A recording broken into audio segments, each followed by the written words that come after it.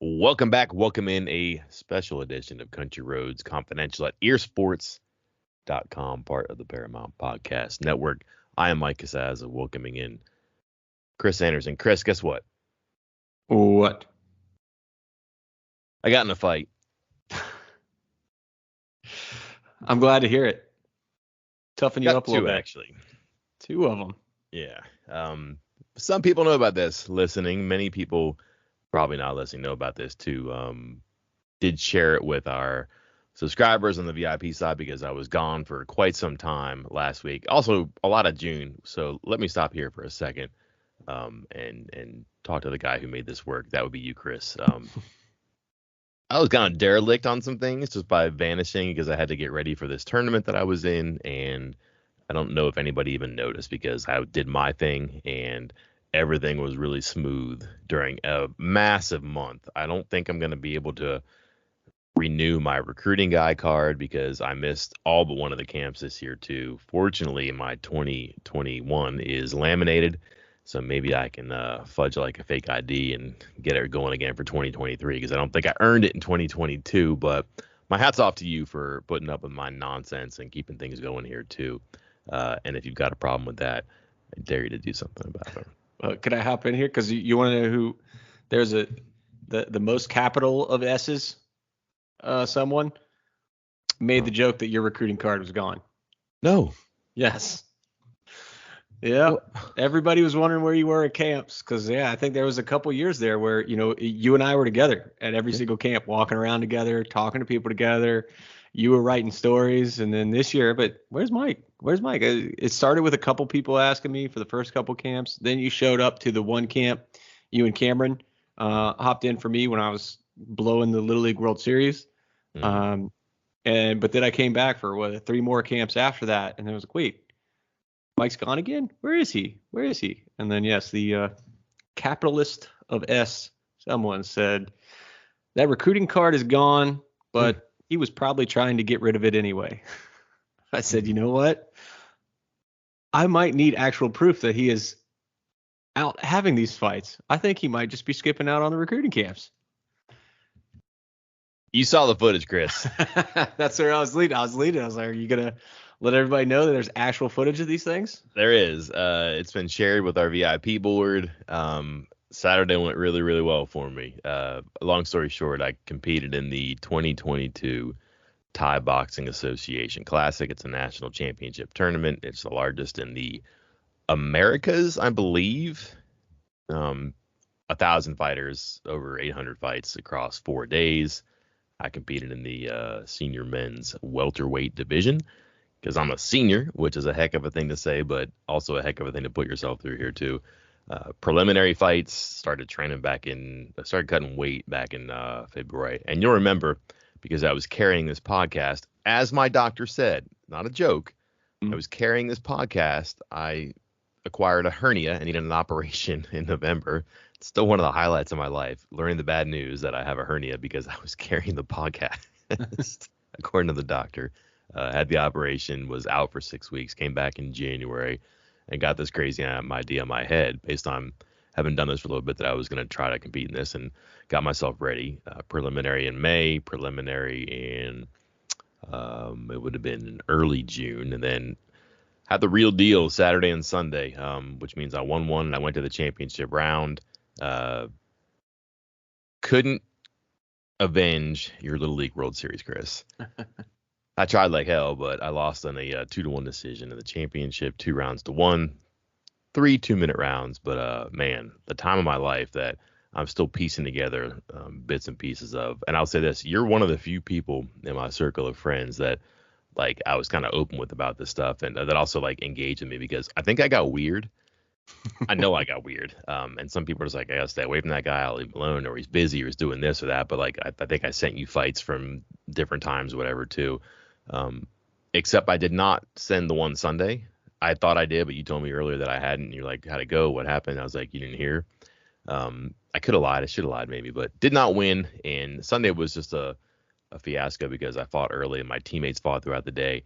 And to be frank, I just don't remember a lot of the day, which I can explain in detail in a bit here. But maybe that's why I'm here now, because things are slowly coming back to me. I haven't even seen the fight yet. I'd like to figure out what happened first and then see if it actually did happen on the canvas. But stayed on my feet the whole 12 minutes I was in the ring. Never got knocked down. Never really got wobbled, but took some blows and to the point that I actually was getting my leg checked out because it looks like a before and after photo.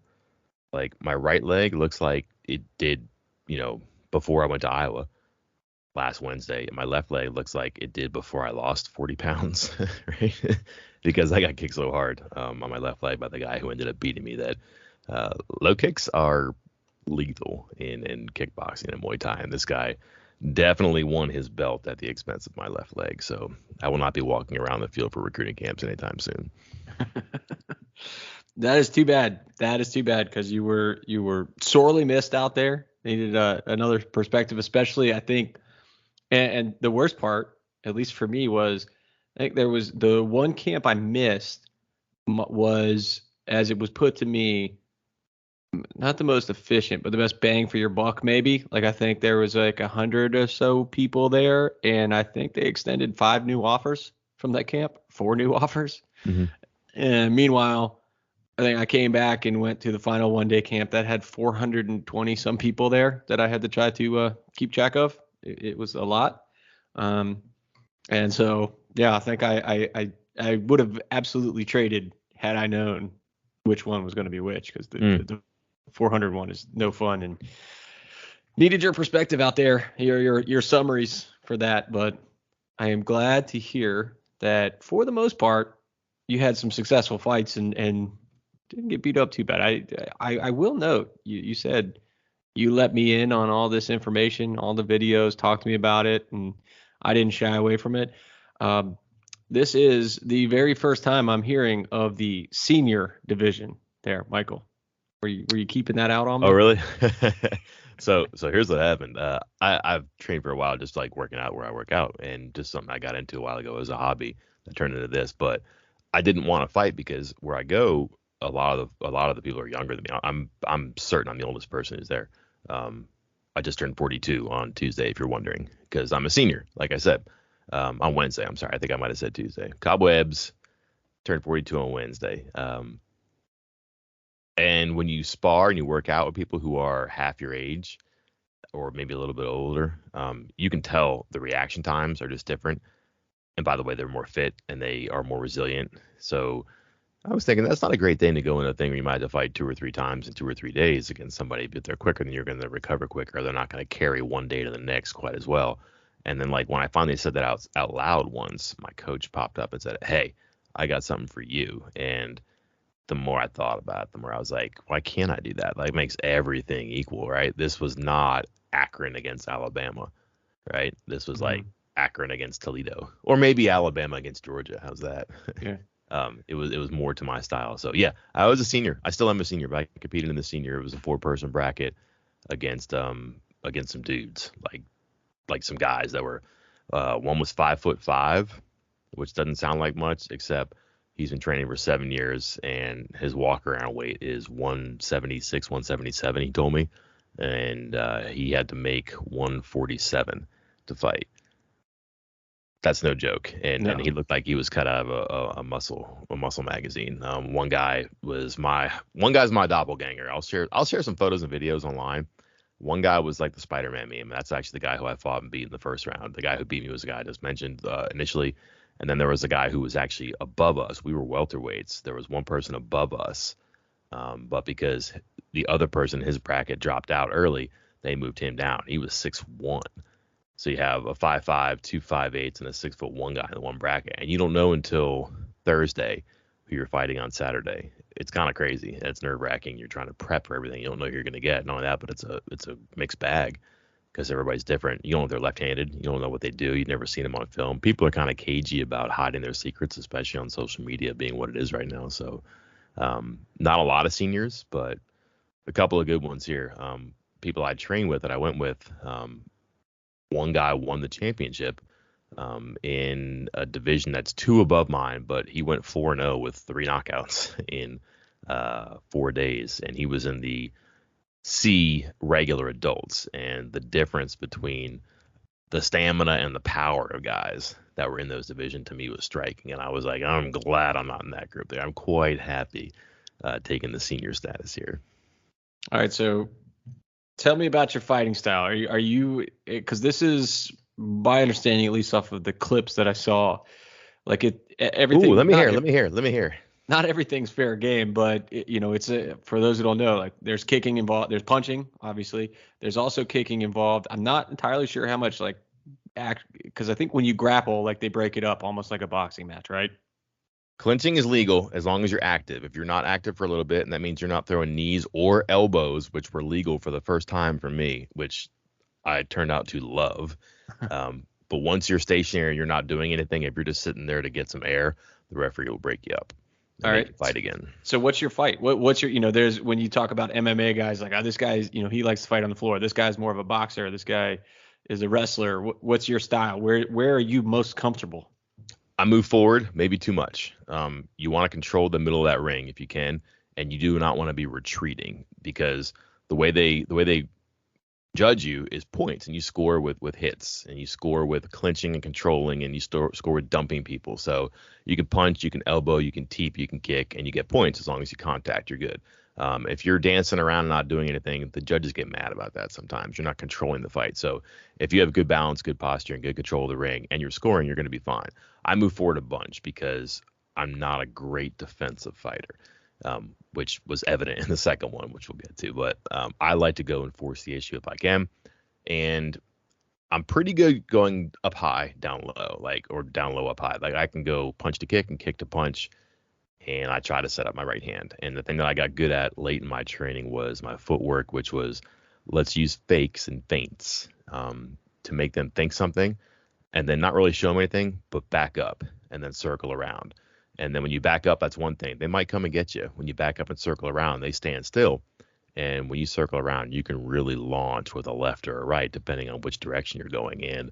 I have pretty good power in my right hand, I think, and I can do stuff. I can start stuff with my left hand. I can finish with my right or finish with a kick. And I was able to do that in both my fights. That was something I kind of added, but I moved forward and I've begun to clinch. I'm not comfortable with it like I should be. The guys in my gym are really, really good at it. My coach has spent 3 weeks in Thailand, about a month before we really started heavy training, and we clinched a ton to the fact that I thought I was going to get cauliflower ear because we were clinching so much. So I did some of that in the fight because the first guy wanted to clinch.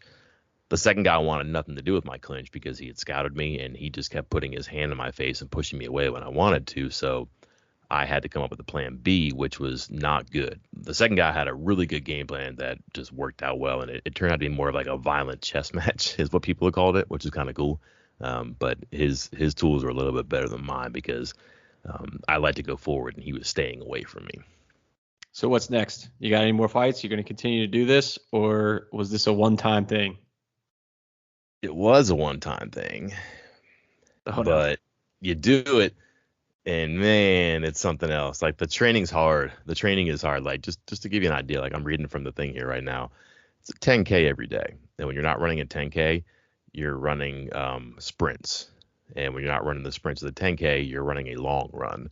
And then you have like one day off. And then you're also doing every day, you're doing 200 sit-ups, 200 pull-ups. You're doing 20 minutes of jump rope, 20 minutes of shadow boxing. You're doing this is a lot of stuff. You're doing 200 teeps, 200 knees. This is every day. You get one day off week. And then you're also going to class and you're working with people on different skills and bag stuff. How long you do it, I don't know. This was a 6-week program, but I was going to the gym pretty regularly before that because I had to lose the weight and keep the weight off. But man, while it stinks and it takes a lot out of you, and it's not fun sometimes when you're not eating and you're killing yourself and you're like, I really like to have a donut now. And you probably could, but you can't because you're kind of committed to it. Then you get to the event and it was so cool, man. The fights are what they are. The fights are easier than the training. And when you win, it's awesome. But it's I don't know if anybody's ever watched Muay Thai, but if you just want to go Google it or YouTube it, with the music in the background and everybody cheering and yelling, "Oi!" and things like that. It's a fun spectator sport. And this is not high level stuff. It's not like people from Bangkok who are going at it. It's people who have worked on it and are the best in the country. It's a national meet. So it's high level stuff and it's a lot of people watching it, but everybody really respects each other. You have all these clubs from all over the country. all in the same hotel. And in Des Moines, by the airport, this is in Des Moines, all these hotels are together. So everybody's kind of eating together. They're in the same hotel. They're on the shuttles together, and you kind of become friendly with people that you're getting to watch. And I've befriended both the people I fought and the one guy who I did not fight. Like, we're all friends now, which is wild. Like, but it kind of helps that like you like the people you fight, especially when you lose. Like, we had these like Riggs and Murtaugh conversations after the fight about, yeah, that was a heck of a thing we did. And I'm too old for this stuff, so that was cool. And then just like the simple things about, man, the nerves and everything. And when they call your number to go get your gloves, and you make that walk to get your gloves, you still got an hour before you fight, and then you're getting ready, and they're rubbing the Thai oil on you, which burns like something crazy. And then your number's getting closer, and they say, hey, report to the hallway. And then you report to the hallway, and you're sitting there and you're bouncing around. And then they call your number in the ring, and you get in the ring, and you're staring across the ring from your opponent, and you guys are just locked eyes, and you're like, man, this is real. Like, this is the thing that you worked for. And I was thinking, man, this is like a fight or flight thing. Do you want to do this again or not? And man, it's kind of an addictive thing. And then, by the way, you start to just beat the tar out of each other for a while. And then afterwards you hug and you talk about it and you become friends on Instagram. You're like, that wasn't so bad. Maybe I'll do it again. And your wife looks at you like you're crazy and tells you eat a cheeseburger and a cupcake, and things all feel like they make sense again too. So I don't want to commit to anything right now, but like, that means I don't want to commit to anything right now too. So it was quite an experience, and I don't want to put it to bed, and I don't want to say I'm going to do it again, but it was a lot of fun. Like, just the fighting, whatever, but all the stuff in the periphery out there in Des Moines at the event was really hard to explain and to fully appreciate and take all in. So you are doing this again, and Yeah, it sounds like it, doesn't it? yeah. So I cannot imagine having to fight. So I fought Saturday and Sunday. I was in rough shape Monday. So in Sunday's fight, I got nuked in the first round. He caught me with a perfect overhand right at the end of the first round, and I just turned around and walked away because thank God the round was over. But like, when I walked back to the corner, like I was having a really hard time seeing my left eye, and I've had concussions, and I was like, this might be a concussion. And I saw the medic coming over to the stairs, and I was like, he's gonna come in and look. Is my eye falling out of my head? Is my orbital bone broken? Like, what's going on? And then next thing I knew, my corner was talking to me about, listen, do this, this, and this. And I locked eyes with the medic, and he turned around and walked away. I was like, okay, I fooled him. Let's fool the guy across the ring. And then, I almost had a standing A. I almost had the guy down in the second round, and that would have been back-to-back fights that I had knockdowns, because I floored the first guy and I got a standing 8 on the first guy that I fought to win. And I don't remember the second round in Sunday's fight. I just know that like everybody said it was really exciting, and that like somehow I came out of that corner alive. Probably because I got jolted back to life. And then the third round was just an even thing, I guess. Again, I haven't watched yet, but I heard it was good. But the what if about that? What if I just ducked that punch? Would I have a belt right now? That's kind of a thing that's in my head about, and that's just the competitor and everybody. Like, I want to do that again. I think I could win next time. But you're like, maybe the guy next time is bigger. Maybe he hits harder. Maybe he kicks more. And like, maybe my leg doesn't want to do that again. Maybe my jaw doesn't want to do that again. My nose is still kind of wonky. My left eye is still kind of weird right now. No black eye, which is an achievement thing. I thought I was going to have one. But like, my left leg looks like it looks like it went through a war. All right. So that was a long way of saying you don't want to have a pepperoni, chicken parm, and a fishbowl with me next time I come to town? I do. I absolutely do. And to answer your question, I skipped the question. I don't think I want to do a tournament again. I would maybe like a card where I'm on a poster or something like that. And I'm not that vain, but like fighting once would be fine. Fighting like 3 times in 3 days or something like that, or fighting back-to-back days. That's a bit tough when you're a senior, Chris. You don't have to worry about that yet. I do. Well, come eat some pepperoni parms with me. We'll move you up a weight class. You'll be fine. Can do. By the way, media battle royal. Someone asked us about that like 2 years ago, one of our early pods, if they thought if there was an all-out brawl between all the outlets and all the sites, who would win. And I said, I think probably us. And now I feel certain of it. And no thanks to me. I've only gotten older and fatter, but thankfully you have picked up the slack for the EerSports crew. I'm going to be joining you soon. I'm already older, and I can't walk around 144 pounds. I'm just not doing that anymore. It's not good because I'll eat somebody if I don't eat enough food, because like my demeanor and my disposition, eating like 1,600 calories a day was not great for a while. Even when I was allowed to eat more, my coach was like, please eat more, have this peanut butter bar, have this and that. And I was like, well, what about my weight? And they were just like looked at me like I was crazy. And I was like, this is not a healthy thing to do right now.